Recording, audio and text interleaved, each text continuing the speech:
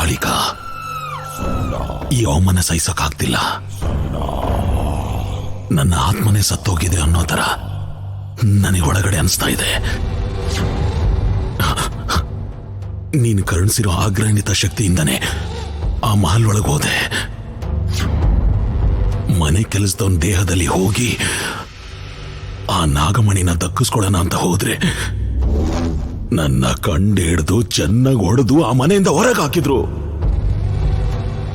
ನಾನು ಪಶುಪತಿ ಅಂತ ಅವ್ರಿಗೆ ಗೊತ್ತಾಗದೆ ಇರ್ಬೋದು, ಆದ್ರೆ ನಾನು ಕುರುಡ ಅಂತ ನನಗೆ ಗೊತ್ತಲ್ವಾ? ಈ ಕುರುಡತನದಿಂದ ನಾನು ಏನ್ ಸಾಧಿಸ್ತೀನಿ ತಾಯಿ? ನನ್ನ ದೃಷ್ಟಿನಂತೂ ನೀನು ವಾಪಸ್ ಕೊಡಕ್ಕಾಗ್ಲಿಲ್ಲ. ಮಿಕ್ಕಿರೋ ಈ ದೇಹನೆಲ್ಲ ತಗೊಂಡು ನಾನು ಏನ್ ಮಾಡ್ಲಮ್ಮ?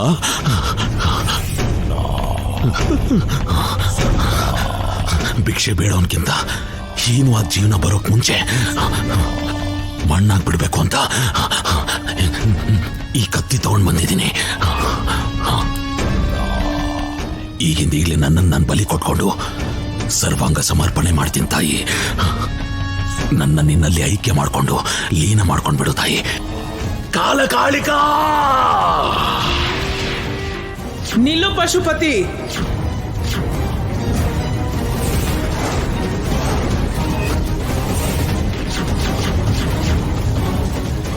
ಮಾರಣಾಯುಧವನ್ನ ಪಕ್ಕಕ್ಕಿಡು.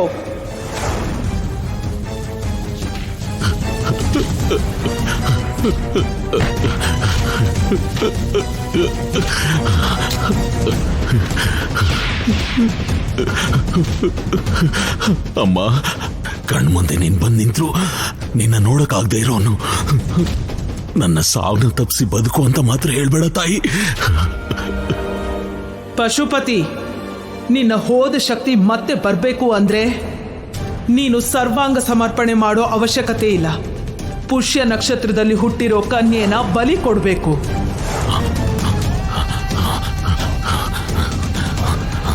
ಯಾರ ಕನ್ಯೆ? ಎಲ್ಲಿರ್ತಾಳೆ?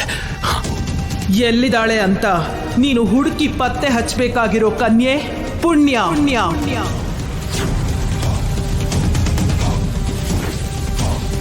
ಪುಣ್ಯ. ಮುಂದಿನ ಪೌರ್ಣಮಿ ದಿನ ಬಲಿ ಕೊಡು.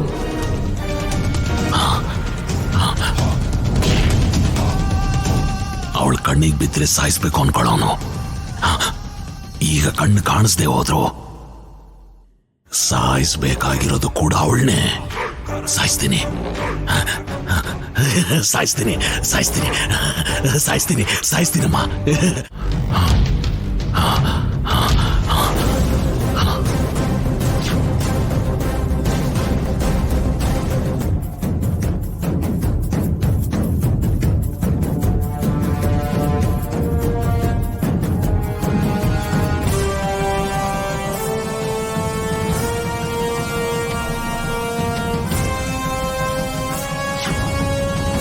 ಬರ್ಣಿಕಾ!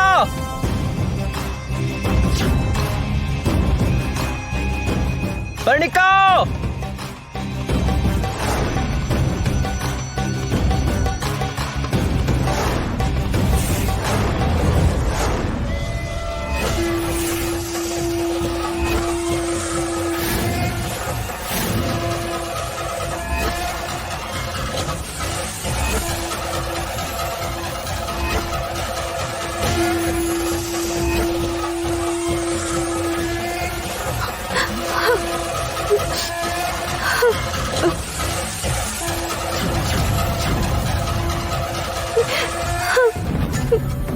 ಅಪ್ಪ ಶಿವ,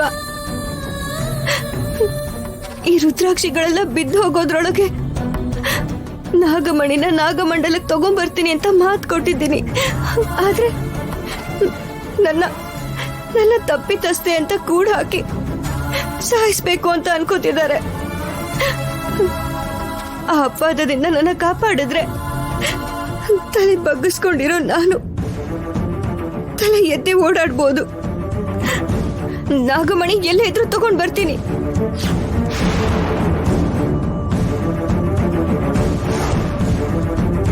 ಅಮ್ಮ ಚೌಡಮ್ಮ ತಾಯಿ, ಪ್ರತಿ ಸಲ ನಿನ್ನ ಹತ್ರ ಬಂದಾಗೆಲ್ಲ ಅರ್ಶನ ಕುಂಕುಮದಿಂದ ನಿನಗ್ ಪೂಜೆ ಮಾಡ್ತಾ ಇದ್ದೆ. ಆದ್ರೆ ಇವತ್ತು ನಿಸ್ಸಹಾಯಕ ಸ್ಥಿತಿಲಿದ್ದೀನಿ.